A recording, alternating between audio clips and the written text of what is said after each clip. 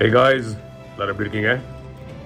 இன்னைக்கு உங்கள் வாழ்க்கை சூழல் நீங்கள் எதிர்பார்த்த மாதிரி இல்லைனா, இல்லை நீங்கள் தோண்டு போகிற ஒரு சூழல் இருந்தீங்கன்னா கொஞ்சம் பொறுமையாக இருங்க.